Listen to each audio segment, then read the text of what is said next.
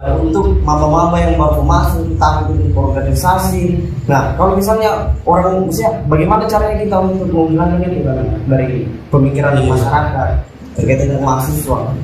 Saya justru melihat kalau ada seseorang yang mengaku namanya aktivis, kemudian dia pola pikirnya kemudian budayanya tidak beres, itu saya katakan aktivis abal-abal. Welcome to Cosmodor. Assalamualaikum warahmatullahi wabarakatuh. Kembali lagi bersama saya Aska di Cosmodor. Oke, kali ini saya kedatangan Kakanda. Asik. Ini Kakanda saya ini luar biasa ini. Aktivis kampus dulu. Sekarang juga mungkin masih aktif kan? Mungkin bisa perkenalan dulu diri Kanda sama teman-teman Cosmodor. Oke. Perkenalkan teman-teman, nama saya Asman. Karena nama saya terlalu pendek, maka saya mencatatkan nama bapak saya di belakang. Asman Budiman. Kira-kira begitu. Saya mahasiswa di Universitas Ahmad Dahlan, Yogyakarta. Oke, Kanda. Kali ini mungkin kita ini akan berbicara tentang pergolakan dulu waktu di dunia kampus. Khususnya di waktu ini kita masih S1 dulu toh. Iya. Artinya kan saya juga tahu sedikit tentang kita dulu ini ketua di salah satu kampus di Kendari. Nah ini karena saya ingin tahu pertama, ini kan mahasiswa itu banyak yang takut untuk berorganisasi kalau masuk dalam dunia kampus, karena mereka berpikir ya organisasi itu tidak penting, organisasi itu bisa mengganggu perkuliahan. Itu seperti apa sebenarnya kan kalau kita lihat orang-orang yang berpikir seperti itu? Iya. Sebenarnya yang pertama yang ingin saya sampaikan, sebenarnya berorganisasi itu justru membuat mahasiswa itu semakin maju pola berpikirnya.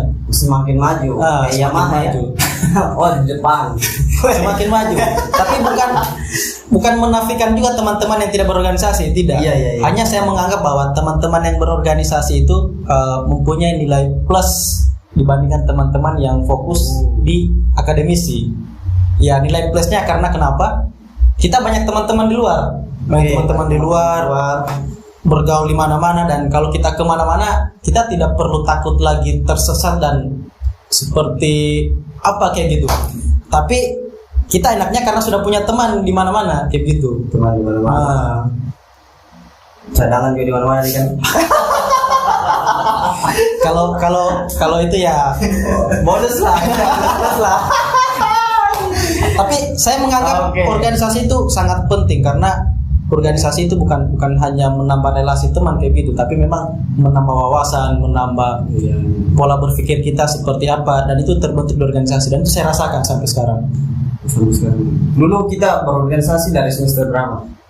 Saya sebenarnya mulai dari SMA itu sudah mulai. Oh, sudah mulai berorganisasi. Iya, dari SMA itu masuk di ada namanya di sekolah itu yang kesehatan itu.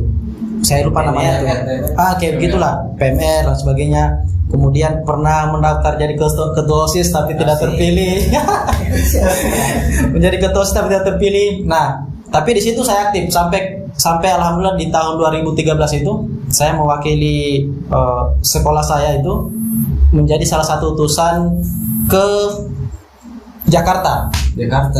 Ke Jakarta itu ikut namanya latihan kepemimpinan dasar siswa nasional. Dan saya anggap itu bagian dari organisasi. Bagian dari hasil organisasi. Karena kalau saya tidak masuk di OSIS, saya tidak akan mewakili sekolah saya yang siswanya itu ya bisa dikatakan ribuan pada saat itu. Tapi satu-satunya mahasiswa yang diutus ke sana itu saya. Tadi setelah dari SMA tadi kita lanjut. Iya, setelah di SMA saya tidak mau berhenti hanya di situ saja. Saya di kampus juga ikut terlibat di organisasi. Nah, saya masuk di Ikatan Mahasiswa Muhammadiyah di IMM itu. Pertama di 2014 itu di kampus Muhammadiyah Kendari. 2014 itu pertama sekali saya ikut. Setelah itu turun pertama kali aksi juga 2014 itu pas kedatangan Presiden Jokowi itu. Presiden Jokowi. Iya. 2014 itu. 2015. Kegiatan apa itu? Saya kurang tahu ya Pak Jokowi datang pada saat itu apa. Tapi pada saat itu kita menolak kedatangan Pak Jokowi itu karena banyak persoalan-persoalan bangsa dan kebijakan-kebijakan yang diambil itu tidak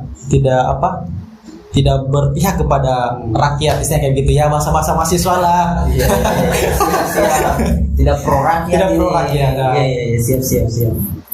Oke. Tadi kita bergelut masuk tadi di IMM, kemudian menjalani aktivitas sebagai seorang mahasiswa, demo dan lain sebagainya. Ini kan juga kita lihat banyak juga orang tua atau masyarakat yang menganggap bahwa ini mahasiswa ini pergi saja mau demo ini, masuk organisasi demo saya kerja ini, udah urus kuliah. Makanya stigma-stigma yang seperti itulah yang selalu mengganggu untuk maba-maba yang baru masuk, takut untuk organisasi. Nah, kalau misalnya bagaimana caranya kita untuk menghilangkan itu kan dari pemikiran masyarakat terkait tentang mahasiswa? Saya justru melihat kalau ada seseorang yang mengaku namanya aktivis, kemudian dia pola pikirnya kemudian kuliahnya tidak beres, itu saya katakan aktivis abal-abal. Iya, aktivis abal-abal. Karena justru seharusnya yang mengaku namanya aktivis atau yang mengaku namanya anak organisasi itu seharusnya menjadikan dirinya itu sebagai contoh. Menjadikan dia sebagai contoh. Jangan malahan kamu mengaku sebagai anak organisasi, tampil di depan umum, sering bicara di mana sebagainya, tetapi kuliah kamu saja itu tidak terurus. Nah, makanya saya bilang justru kita yang harus memberikan contoh kepada masyarakat, orang-orang tua kita, supaya paham bahwa organisasi itu bukan menghambat kuliah, justru mendorong, mempercepat kita untuk selesai kuliah. Nah itu, tapi justru realitas yang terjadi itu teman-teman yang mengaku aktivis malahan lama kuliahnya. Ya alasannya kayak gini lah, alasan-alasan yang saya bilang itu klise, alasan-alasan bahwa sudahlah, untuk apa katanya kita terlalu memikirkan kuliah, karena kuliah itu bukan siapa yang paling cepat, tapi siapa yang selesai di waktu yang tepat, bukan selesai di waktu yang cepat. Kira di waktu yang salah. Biasa dicari. Oke. Itu alibi itu yang saya kira itu perlu diluruskan, saya kira. Jadi aktivis yang memang mengaku dirinya aktivis, ya artinya organisasi ini seharusnya tidak memperhambat mereka untuk selesai. Betul. Tapi harus mempermudah mereka untuk selesai. Tapi kebanyakan memang juga ya mungkin terlalu senang dengan berorganisasi sampai lupa sama tujuan utama. Nah, seperti itu. Nah, Kanda, dulu masuk di organisasi apa dulu waktu? Apa saja begitu waktu di? Saya selain di IMM itu, saya kalau di internal kampus, saya kan kuliah di IAIN Kendari, salah satu pusat peradaban. Saya kuliah di IAIN itu, saya masuk pertama di UKM Seni. UKM Seni itu yang terlibat di dunia kesenian. Ambil apa itu kan? Saya ambil bidang teater. Iya, kebetulan ya kalau sedikit berakting dan siap.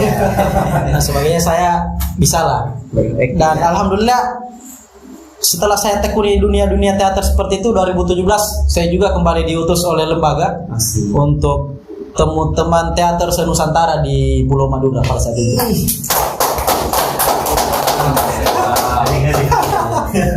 Terus Kanda? Nah, setelah di UKM Seni, saya coba terlibat di dunia politik kampus. Kita masuk di OASIS. OASIS itu salah satu organisasi yang saya anggap progresnya sangat luar biasa. Selain menambah wawasan keilmuan, kita juga diajar bagaimana belajar birokrasi dan sebagainya, public speaking dan sebagainya.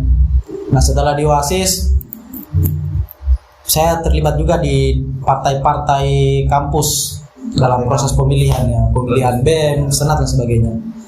Saya banyak bergelut di situ sih sebenarnya. Pernah menjabat apa saja kan? Selama organisasi.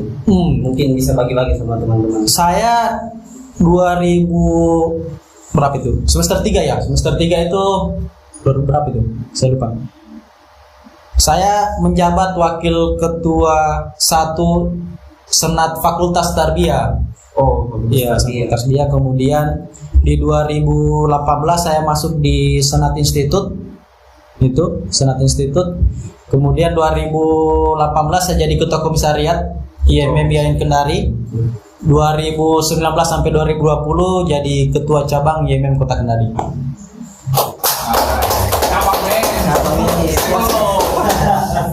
Luar biasa ini kandaku. Nah, oke kan. Pernah jadi ketua cabang nih. Iya. Artinya dinamika ya berorganisasi sudah tidak diragukan lagi kandaku ini. Nah, pernah tidak Kanda? Maksudnya kader-kader yang bergelut di IMM itu ada yang betul-betul masuk dan ada yang hanya gitu, yang kader-kader yang hanya sebatas itu ikut apakah kalau di IMM DAD. DAD baru dia lari. Menurut tak masih seperti itu bagaimana sih?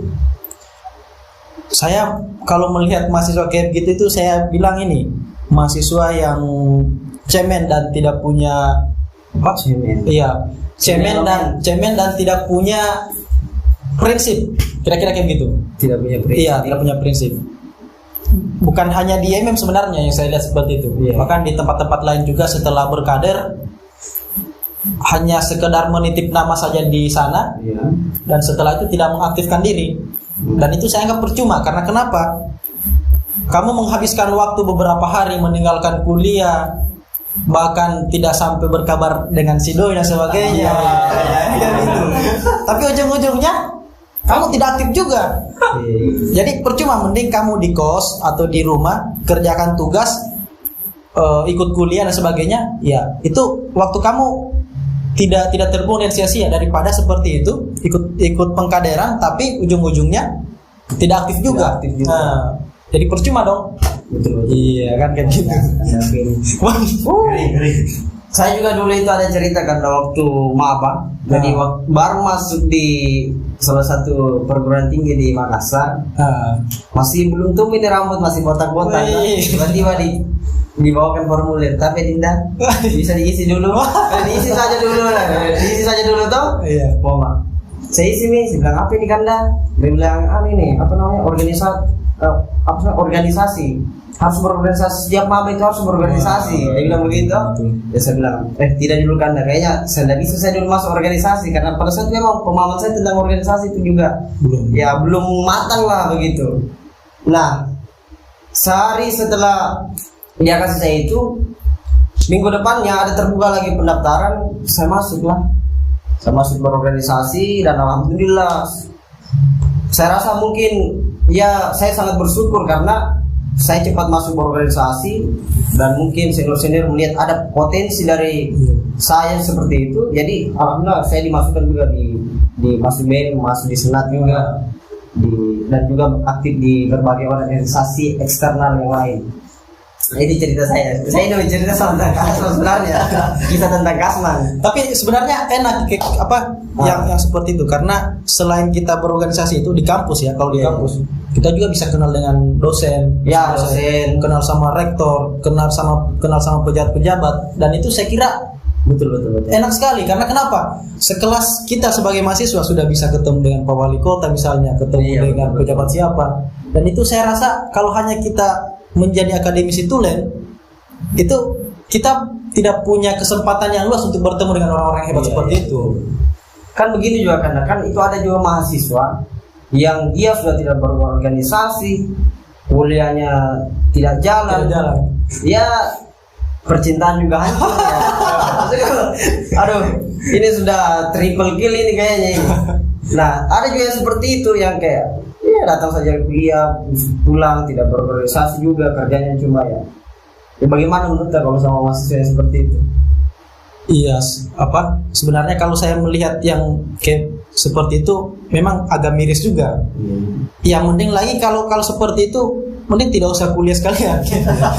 itu bahasa kasarnya tuh. Lebih bayar angkat cangkul. Iya betul, itu masih ada manfaatnya kita. Karena kenapa? Kalau kamu cuman misalnya sudah daftar kuliah, kemudian tidak kuliah juga, jarang ke kampus, yang penting pulang di kampung, bantu orang tua, betul. Menanam padi atau sebagainya, daripada datang di di kota misalnya kuliah sudah dibiayai sama orang tua, tapi tidak kuliah juga, percuma juga itu. Mending pulang di kampung. Mending pulang kampung. Dan nanti juga jadi anak organisasi itu ya pasti dia berbeda di kelas. Pasti dia berbeda di kelas dari teman-temannya yang tidak berorganisasi. Betul. Kadang kita di kelas sudah berdiskusi, tapi yang lain itu hanya ya itu saya bilang ya silent, diam di kelas lah seperti itu. Nah, dalam berorganisasi kan pasti kan itu ada dinamika tadi yang seperti kita bahas, banyak dinamika yang terjadi. Karena dinamika apa yang menurut paling seru dalam berorganisasi sebenarnya? Kalau menurut saya itu ada beberapa hal. Yang pertama itu kalau sudah di forum-forum musyawarah itu. Forum-forum musyawarah itu pasti kita kan beda-beda ya. Beda-beda. Keren. Misalnya kalau saya kemarin di cabang misalnya itu karena beda-beda dari komisariat, ada dari YAIN, Unhalu, UMK, bahkan di luar juga.